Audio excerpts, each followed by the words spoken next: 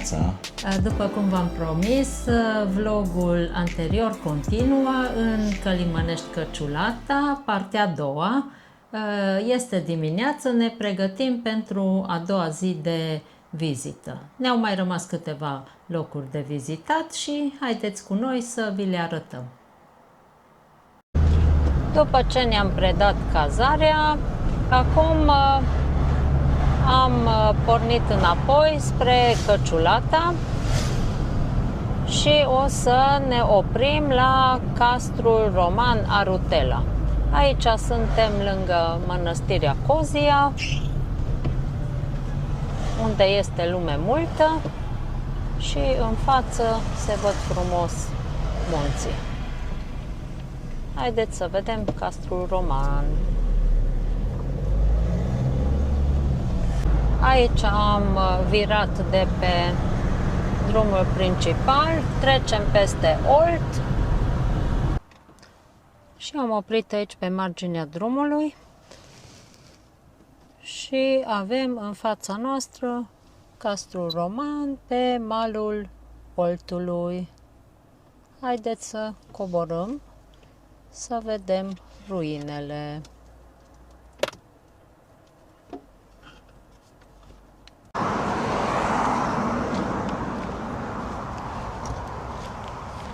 Și ne-am pornit spre Castrul Roman, care se află acolo jos, în vale. Este aici o potecă ce duce până acolo, de aici din parcare, și facem o mică plimbare. Vremea e foarte bună, e cald și frumos. Și dacă tot v-am spus că în Călimănești Căciulata se întâlnesc istoria cu natura și relaxarea, ieri am fost în natură și de asemenea și o parte de istorie a fost Mircea cel Bătrân de la Cozia și acum o nouă parte de istorie este Castrul Roman Arutela, aici în fața noastră. Fortificația romană Arutela este veche de aproape 2000 de ani.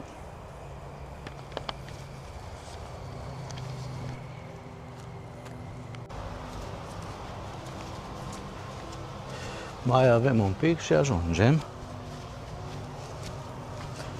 S-au păstrat foarte frumos zidurile, dar s-a și renovat un pic, s-a refăcut.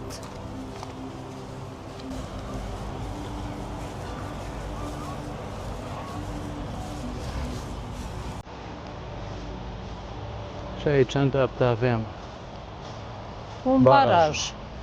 peste Olt.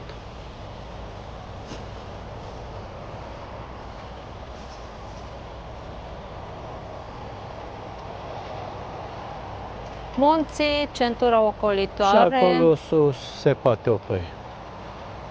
Și vii ori de acolo drept, ori pe drum așa arată cum am venit noi.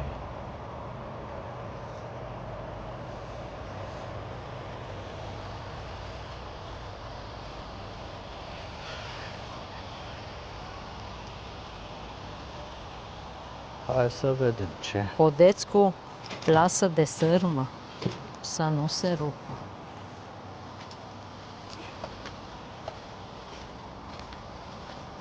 Deci intrarea e pe aici. Hai să mergem înainte. Dacă e pe acolo, uite că te poți și sui. Aha.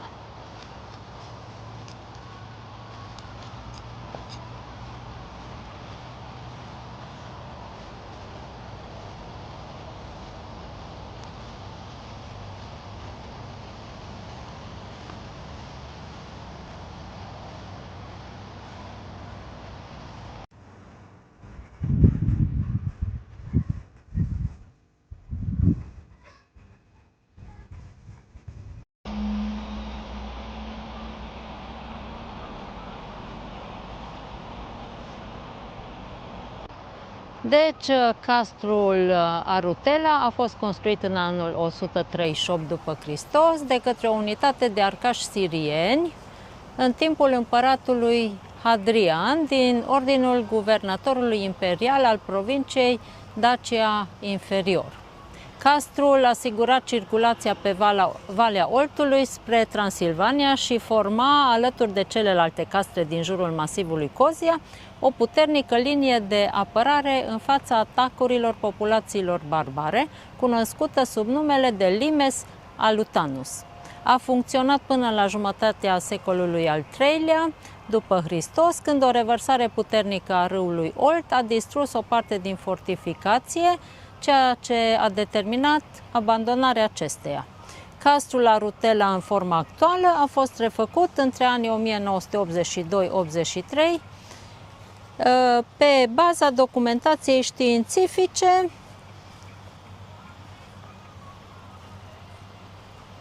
și cam atât.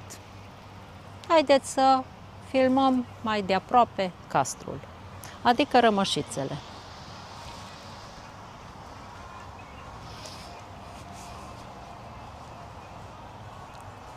Deci, în concluzie, acestea nu sunt pietrele autentice, ci sunt refăcute. Și aici se poate sui pe scară.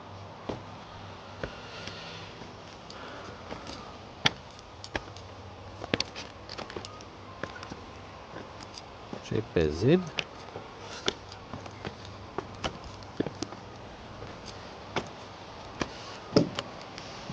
Haideți să vedem de unde se apărau romanii.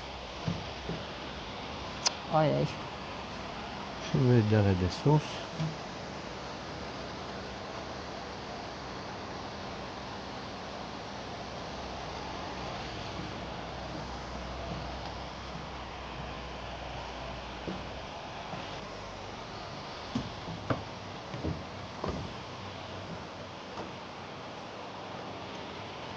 Cămăruțe micuțe, de aici păzeau în zare teritoriile. O ușă faină de lemn ca să nu prindă curentul care stă aici. Este refăcut foarte frumos, exact cum era mai de mult. Piatră, lemn.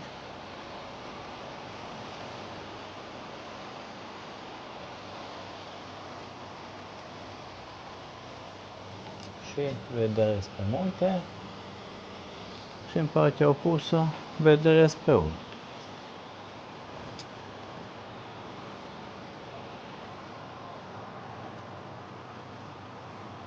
Aici zid.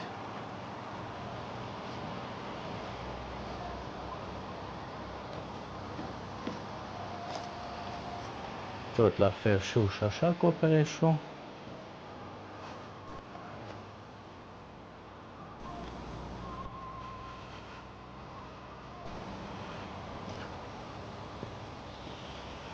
Și aici ajungem în capătul zidului, unde nu se poate coborî. Nu se poate coborî.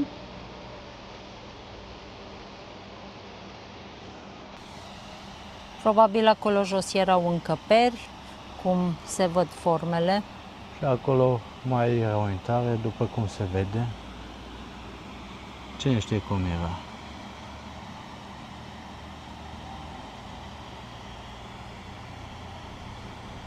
Dacă a fost refăcut, poate autorul l-a regândit un pic. Nu, nu. Este făcut după Schițele originale? Schițele originale, da. Este făcut 100% după. Aici avem mesaj de iubire. Nu, lasă că Ca peste tot. Alias actuale. Și acolo în față avem un trunchi mare de copac prăbușit în olt și cormoranii stau la plajă. Sunt mulți acolo. N-au treabă. Ăștia neplătit. Da. Ce fain.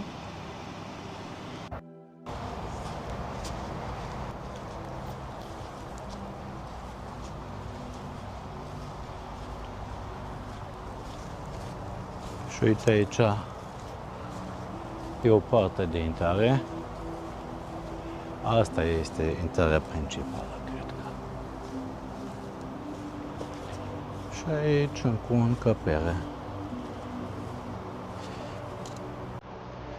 Cu ușă de lemn și mai este nimic.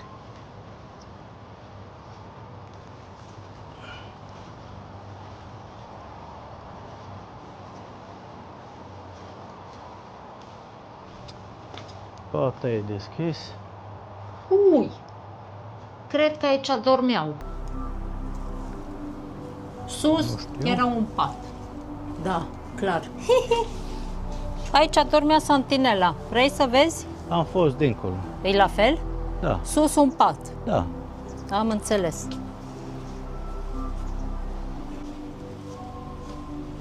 Și cam atât. De la Castro ne îndreptăm spre mașină încetul și mergem la obiectivul următor. Mai mergem până pe malul Oltului. Și ne-am apropiat de Olt și uitați, cormoranii se văd mai de aproape. Cum stau ei la soare. Mai sunt și niște rățuște acolo. Nu prea așa care bate notă. soare, nu văd unde sunt cormorani. Sunt cormorani, îi văd eu. Multe plante din astea de apă.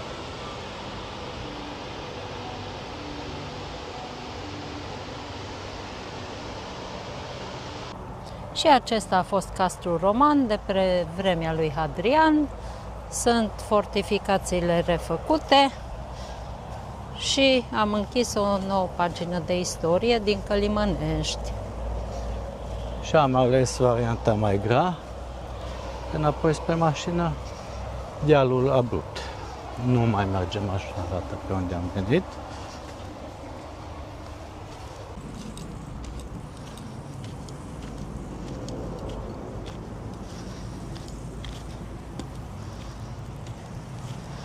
Și încet, încet, gata, eu sus! Și eu mai am un pic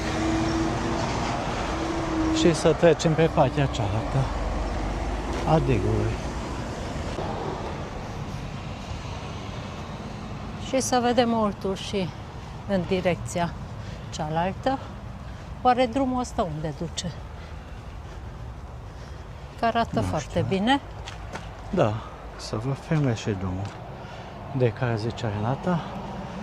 E defileul Oltului în fața noastră. Acolo e drumul național. Acolo este un popas și benzinărie. Se vede după numărul de mașini. Și aici e barajul.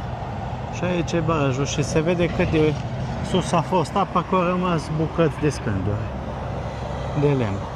Acum e foarte scăzut nivelul apei. Da. Și între timp am văzut pe harta acesta se numește barajul Turnu. Și drumul acesta duce către Mănăstirea Turnu și o să mergem până acolo, că e foarte frumos drumul aici pe marginea râului și să vedem încă o mănăstire. Da, nu suntem noi cu mănăstire, dar sunt frumoase coțele. Exact. Vezi multe plante. Să mergem. Prima dată să reușim să întoarcem cumva, că e circulația foarte mare. No, fix acum îi pace și liniște, nu vine nicio mașină. Da.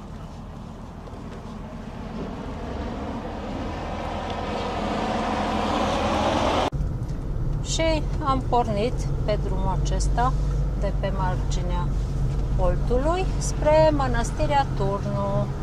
Să vedem ce găsim aici. Uite, Oltul, munții, minunat.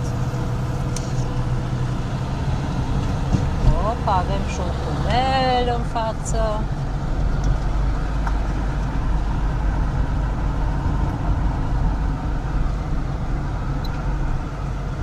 Ce frumos e! E micuț.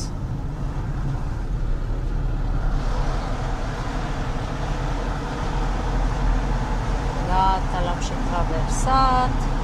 Și aici oltul, uitați ce mare și frumos e.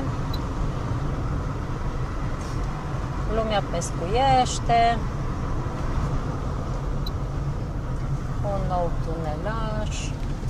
Opa, vine ceva din față. Cred că noi avem prioritate. Da, sunt mai multe mașini în spatele nostru. Ok, am trecut. Oltul în stânga.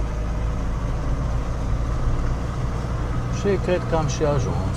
Și după cum arată, am ajuns la Mănăstirea Turnu. Exact, uite aici avem un afiș, lume multă și acum parcăm.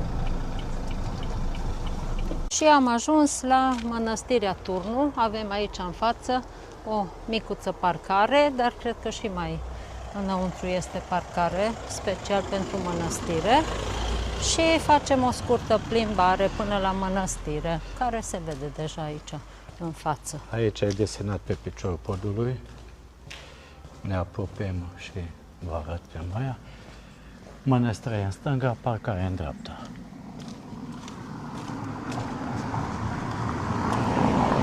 Intrarea mănăstirii, pantaloni scurți, este oprită. Deci nu putem intra. Ok.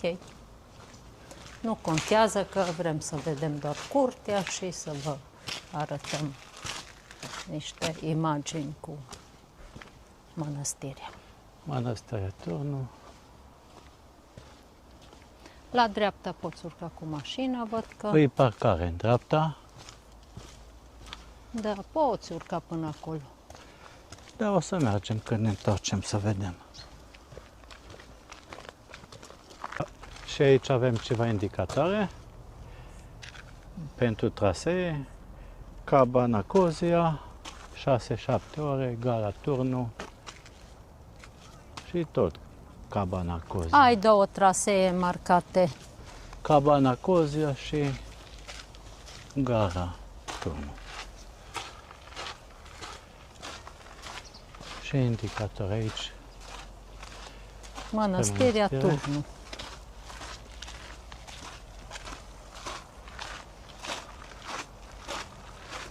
Mănăstirea Turnu, până ajungem acolo să vă zic câteva cuvinte, a fost înființată de niște călugări care au venit de la Mănăstirea Cozia și au locuit aici în condiții foarte, foarte rudimentare și au săpat niște încăperi în stânci.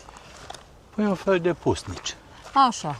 Și după aia, de-a lungul anilor, nu știu eu, ani, s-a tot dezvoltat și astăzi a ajuns la rangul de mănăstire. Deci aici este o mănăstire de călugări. Uite, aici în față avem intrarea. Ce intrare? Da, Acolo uite. e intrarea, eu am crezut că e jos. Doamne, că n-am văzut!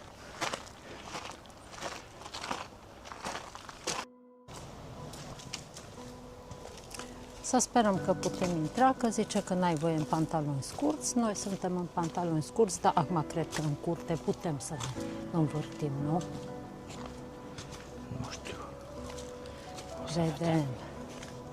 Aruncăm o privire doar pentru frumusețea locului. Da, e frumos. Aici avem capela în care sigur nu putem intra din cauza pantalonilor scurți, un cimitir în dreapta și aici sunt încăperile călugărilor.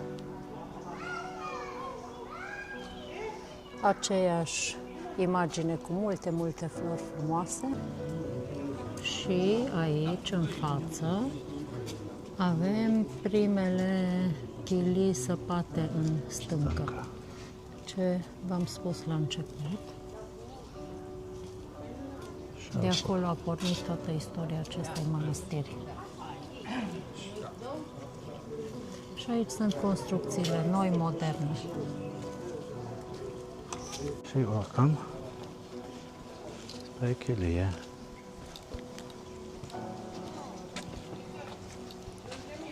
Știi că aici în jos este... Am ales varianta dreaptă prima dată. Hai să intrăm într-o chilie. Uite, Prima dată Interesant. să reușim să urcăm. deci aici așa au săpat.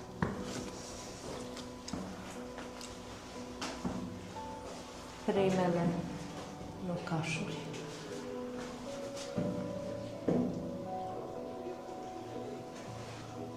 Cuviosul Daniil a fost primul aici.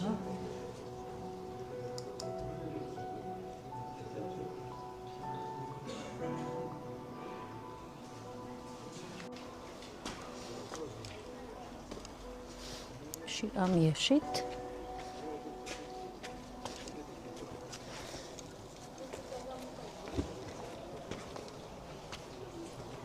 Vai, vă dați seama cum circulau pe aici. Cuviosul Daniil și mai este un cuvios, dar nu mai știu. Mihail. Așa, așa. Acum mi-am amintit. Cred că cealaltă încăpere e a cuviosului Mihail. Hai să vedem. Hai că aici, în cealaltă chilie, avem câteva scări. Și să vedem, am ghicit. Îi chilia cuviosului Mihail. Trebuie să scrie aici. E un pic mai mică chilia asta.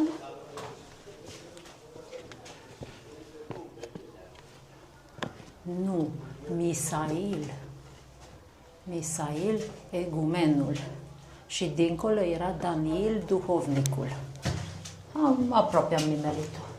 Uite ce fain. Bate soarele prin gaura asta. Pe care Aici era unul, cred că. nu era geamul. Deci, De acolo are geam. da, ai dreptate.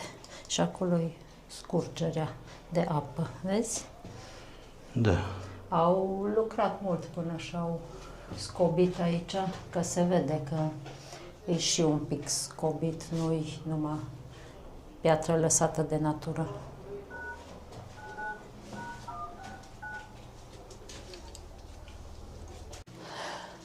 Avem aici o fântână.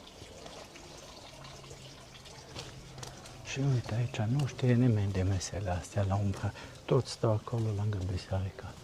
Ioi, ce fain! Un popas la umbră foarte frumos.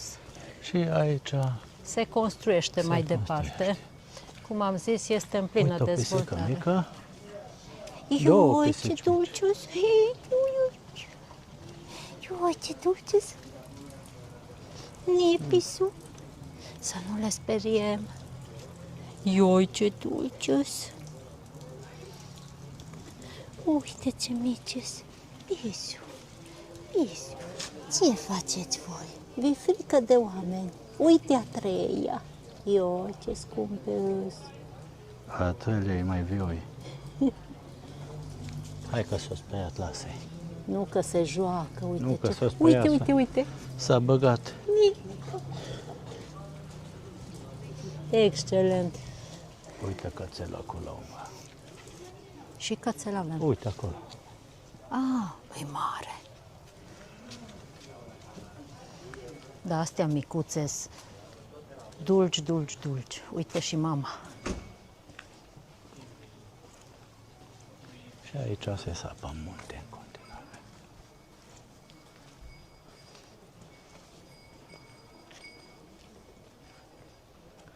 Și aici poți continua plimbarea, uite-te sus, spre munte. Da. Și uite, filmează un pic, hai, întoarce-te. Uite acolo, în față, este un turn. Vezi? Da. De la turnul ăla a venit denumirea mănăstirii Turnul și știu că turnul a fost construit de romanii care au construit castrul roman Arutela. Și turnul acesta făcea parte din fortificațiile din această regiune. No, bine că am găsit și turnul, nu știam unde e, dar l-am văzut acum. Și acolo în față, cum v-am spus, este ceva, adică este o fântână secată care a fost construită de episcopul Argeșului în 1911, dar din păcate fântâna este secată. Deci, după cum v-am spus, aici s-au tot construit în diferiți ani și acum am văzut că la etajul 1 este o biserică ce a fost construită în anul 1901. Deci am fost la schitul de început, aici biserica din 1901 și în spate sunt multe construcții. Acum se construiește. Și aici este un tău. Un heleșteu micuț și plin de nuferi. Uitați ce frumoase sunt frunzele, dar să știți că au și flori. Uite, nuferi în Călimănești. La Mănăstirea Turnu. Minunat! Și aici, lângă mănăstire, este o parcare mare de care n-am știut, deci puteam să urcăm cu mașina până aici. Și aici stătea mașina și la umbră. Exact. Nu vă interesează mănăstările, este interesant să veniți, să vizitați numai pentru peisaj. E foarte frumos peisajul.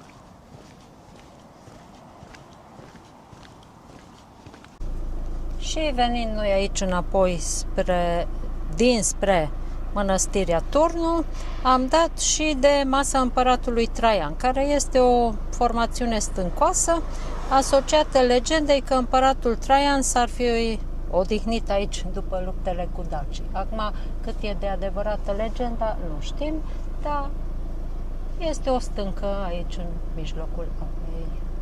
Intrăm din nou în tunel, care am aflat că a fost construit în 1993. Și ne vom întoarce pe drumul național ca să vedem o nouă locație.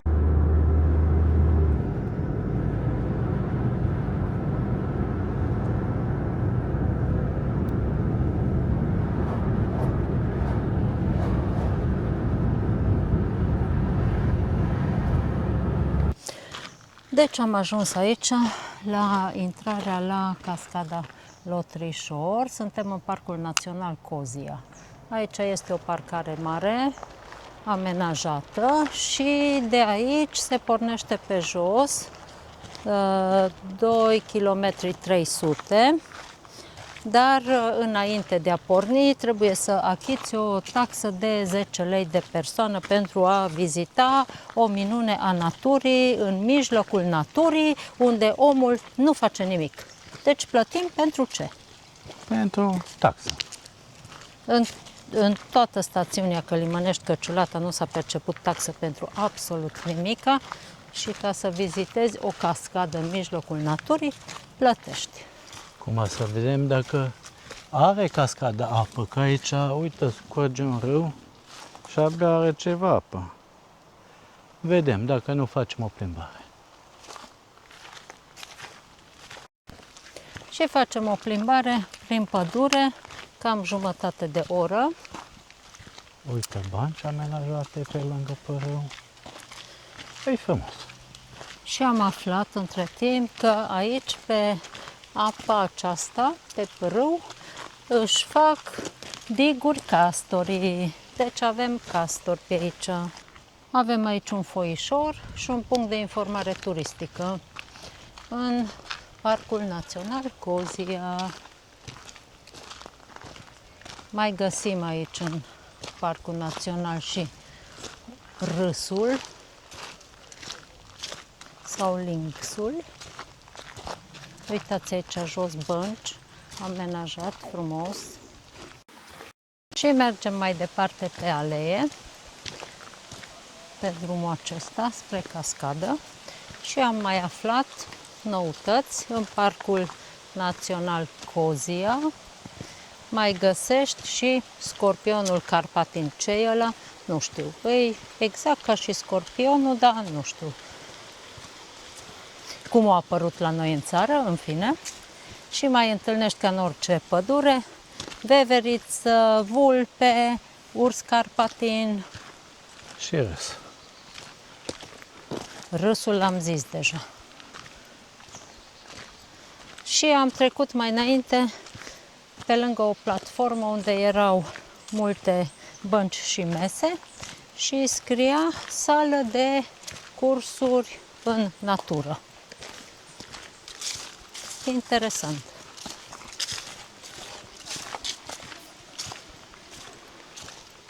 Uitați ce frumos se vede pădurea în sus pe versant. Aici e un zid mare și în sus pădurea. Avem multe stânci, printre care cresc copacii. Și aici părâul.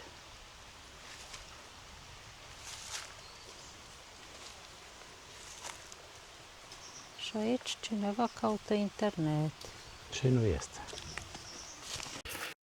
Și drumul și alpoiește prin pădure, la umbră. Se aude foarte frumos susurul apei. Plimbări frumoase în natură.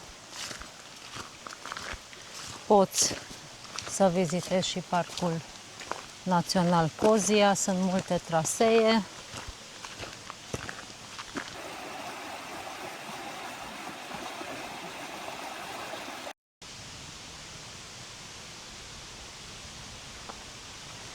O stâncă frumoasă în față. Da. Mai avem de amintit câteva animale.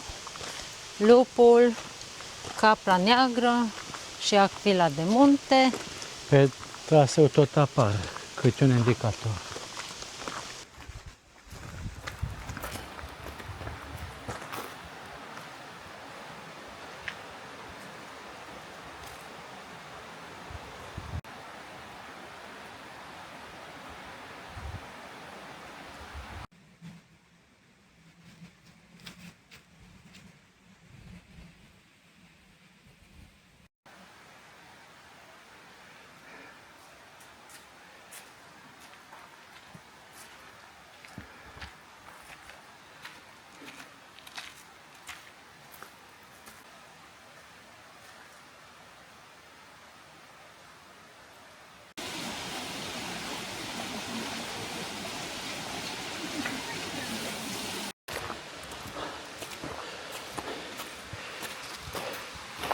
Și aici în vale părăul.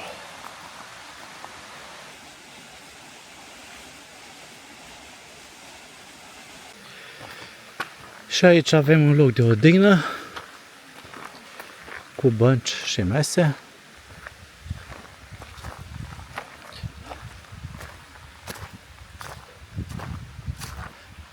Vrei pauză? Nu, Atunci mergem mai departe. nu, mă uitam ce scrie aici. Parcul Național Cozia.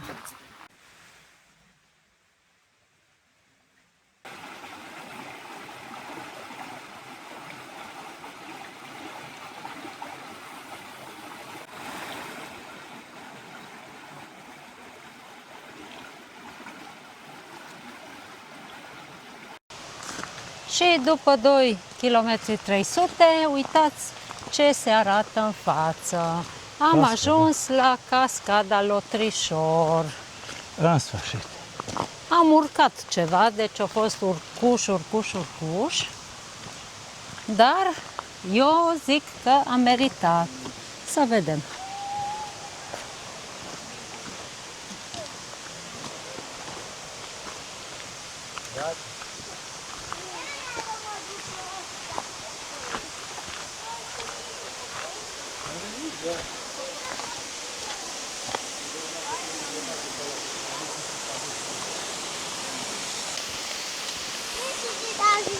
Și am ajuns aici la cascadă.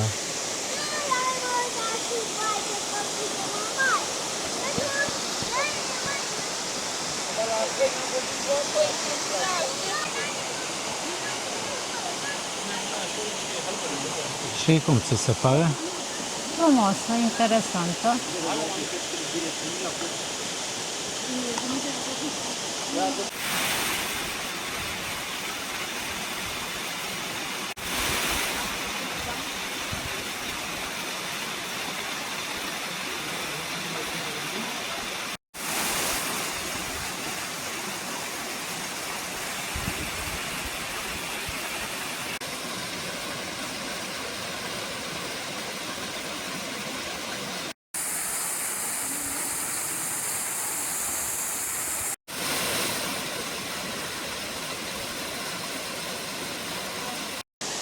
Deci, cascada Lotrișor, care o avem aici în față, are o înălțime de 30 de metri și trece printr-un tunel artificial. Acum, care e tunelul artificial? N-aș putea să vă spun, pentru că zidul de aici, din față, nu e tunel artificial. Probabil sus, undeva, are făcut un tunel ca să ajungă apa aici.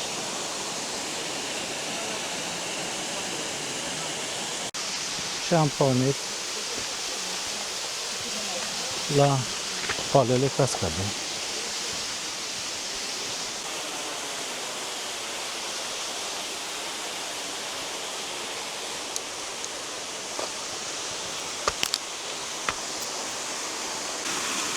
Nu are debit foarte mare,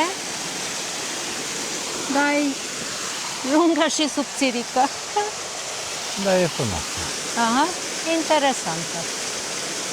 Dar cel mai frumos e sunetul apei. Da.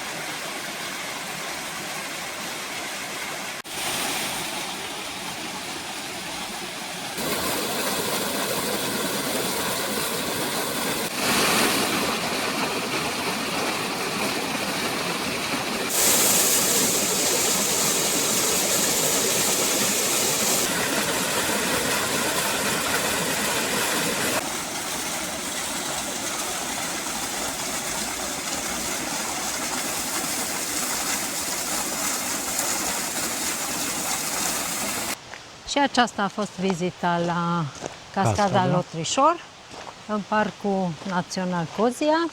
Și acum mergem înapoi, ne întoarcem pe drumul pe care am venit, o plimbare de întoarcere și pornim mai departe din parcarea de jos. La vale e mai ușor. Da, Ne vedem în parcare. Și am ajuns la o mini-cascadă. aici pe pârâul acesta și în drumul nostru la întoarcere ne-am gândit că am vizitat cam totul în Călimănești pe Ciulata, ce aveam pe lista noastră și cu acestea cred că o să încheiem vlogul, pentru că v-am prezentat Cam tot. tot. În majoritate, nu, da? Exact. Ce am avut pe Deci listă, v-am am prezentat vizitat. istoria, natura și relaxarea a rămas în sensul că nu v-am prezentat aquaparcurile, dar va rămâne pe altă dată. Aia pe data viitoare, ne mai Exact. întoarcem. Vă salutăm și vă așteptăm cu drag, vă așteptăm să vă abonați și așteptăm de asemenea și comentarii. Întrebați-ne orice doriți și vă vom răspunde cu mult drag. Vă salutăm! Salut! Salut!